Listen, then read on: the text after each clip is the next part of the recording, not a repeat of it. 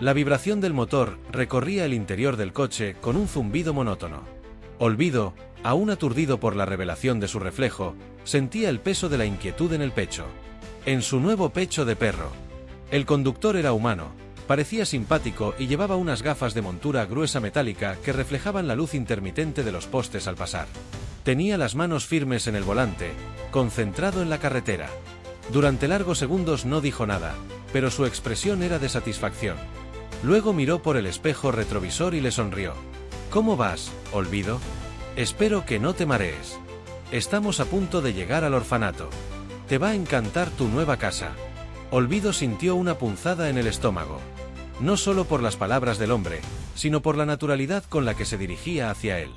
Lo conocía. Sabía su nombre. Como si siempre hubiera pertenecido a ese mundo. Como si siempre hubiera sido ese perro. A su lado, el bicho de pelaje violeta se mantenía inmóvil, pero su cola daba ligeros golpes contra el asiento. Olvido escuchó su voz en la mente. El reloj. Apartó la vista del conductor y observó el tablero del coche. El reloj digital marcaba las 12:07. La luz roja de los números se veía sólida, inmóvil. No cambiaba. El bicho se lo confirmó. Lleva así un buen rato.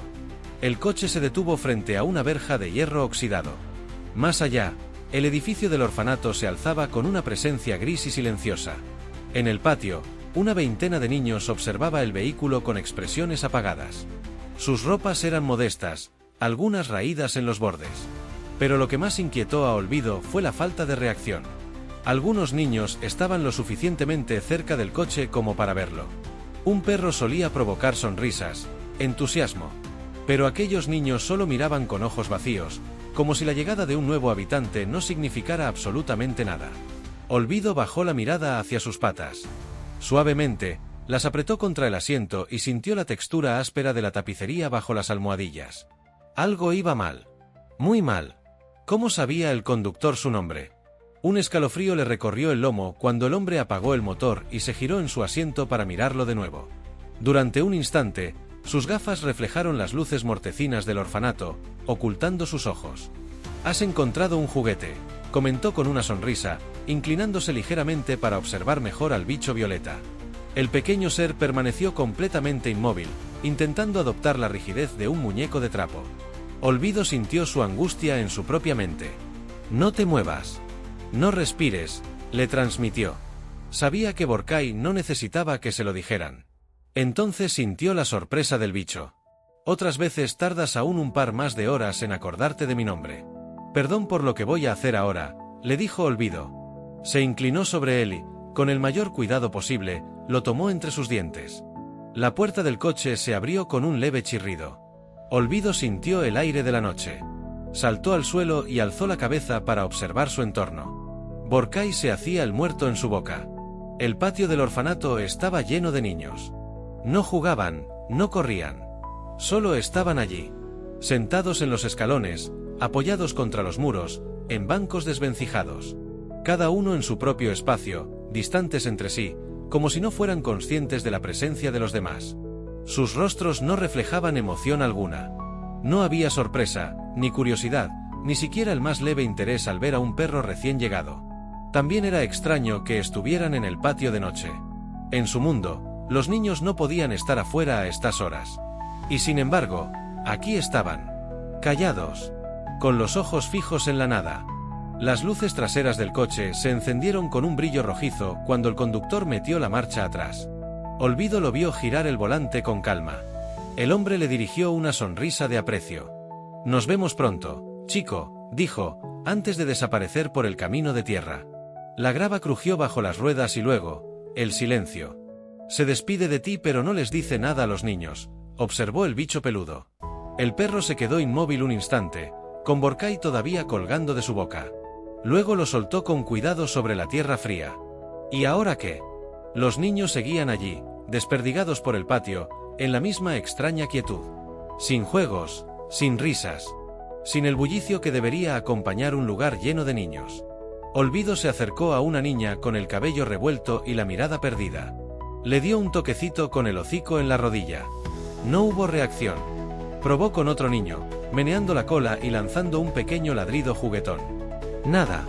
Corrió un poco en círculos, saltó, agitó la cola y movió las orejas. Pero no hubo respuesta. Era como si estuvieran allí sin estar. Como si fueran sombras de sí mismos. Un nudo de incomodidad se formó en su estómago. Esto no es normal, se dijo. De repente sintió hambre. Un hambre feroz, como si no hubiera comido en días. Tengo que encontrar la cocina. Con una última mirada a los niños, cruzó la puerta del orfanato. El interior estaba en penumbra, pero no del todo oscuro. Algunas lámparas antiguas en las paredes parpadeaban con una luz amarillenta. El suelo crujía bajo sus patas al avanzar. En la cocina encontró lo que buscaba. Cuencos de metal alineados contra la pared, llenos de agua limpia y croquetas. ¿Más perros?, se preguntó. Si lo sabía, no estaban a la vista. Pero la pregunta quedó a un lado cuando el hambre lo empujó a comer con ansia. Las croquetas crujieron entre sus dientes, y el agua fresca le alivió la garganta. Tenemos que regresar a la torre, dijo el bicho, su voz resonando en su mente. Olvido se lamió el hocico y lo miró fijamente. Sí. Tengo que volver a ser yo. Se sentó sobre sus patas traseras y observó a los niños a través de los cristales, no acostumbrado a fruncir el ceño en su nueva forma canina. No entendía nada. Permanecían inmóviles, como muñecos olvidados en un patio que no parecía estar hecho para el juego. Habla con ellos, sugirió.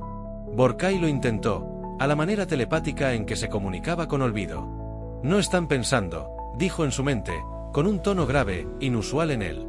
¿Cómo que no piensan? No tienen pensamientos propios. No se hablan a sí mismos. Tampoco se hablan entre ellos. No sueñan. No son. No recuerdan nada antes de estar aquí. Y tampoco recuerdan nada de lo que hacen aquí.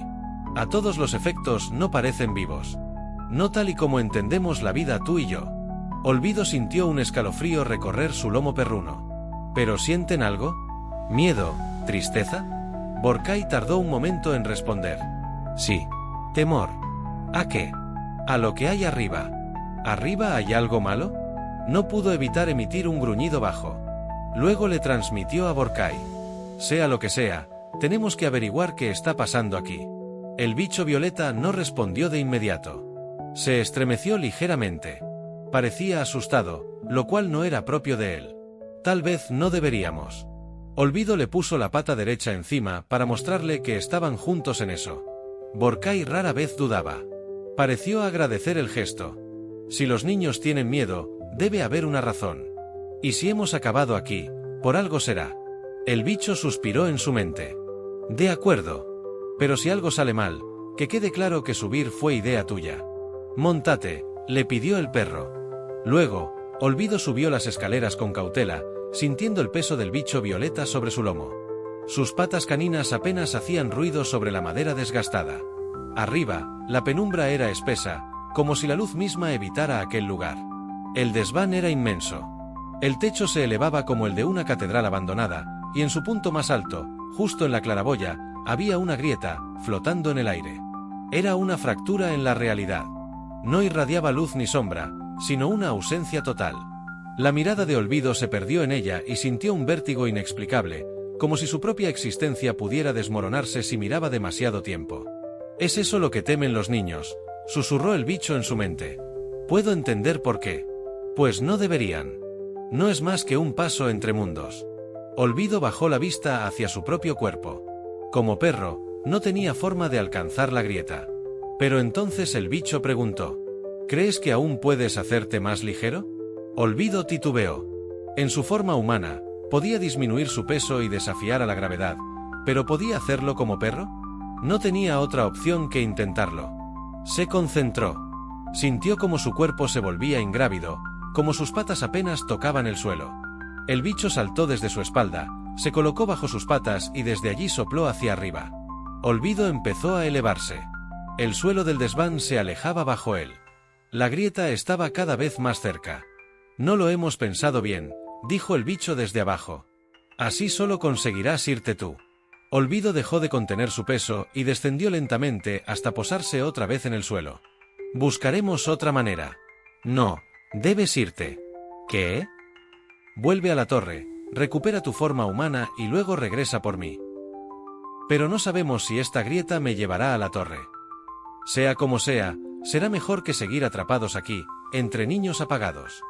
Yo me quedaré investigando qué pasa con ellos hasta que regreses. Olvido sintió un nudo en la garganta. No quería dejarlo. Volveré, te lo prometo, amigo. Más te vale. Olvido dejó de pesar, Borcay volvió a soplar y el perro flotó de nuevo hacia la grieta. La atravesó en el silencio de la noche. Y el bicho violeta, desde el suelo, vio cómo su amigo desaparecía en la nada.